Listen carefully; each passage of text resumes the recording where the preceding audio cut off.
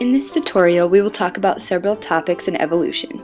The founder effect, bottlenecking, and genetic drift.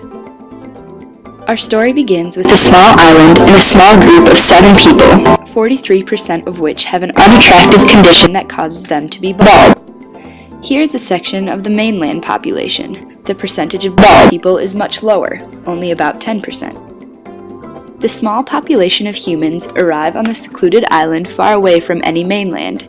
Keep in mind that this group of people is a very inaccurate representation of the percentage of people in the normal population with this hairless condition. The small group of founders arrives on the island and begin to get to know one another.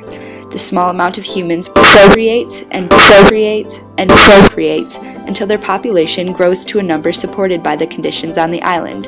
As procreation continues, notice the increasingly high number of bald people.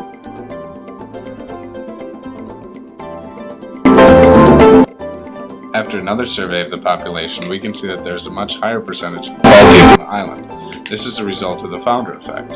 Because the founders of the island had a much higher percentage of people with the genetic condition, and therefore, their descendants do too.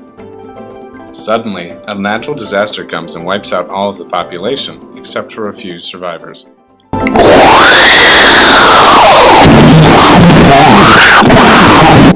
As the rubble is washed away, and life begins to flourish on the island once again, the survivors begin to rebuild their population, with an even higher percentage of bald people than before. This is a result of bottlenecking. There was already a high percentage of the condition on the island before the disaster.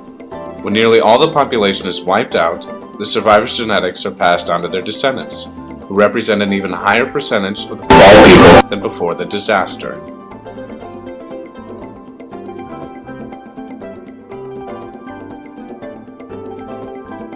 At this point, we have a smallish population inhabiting our fictional island.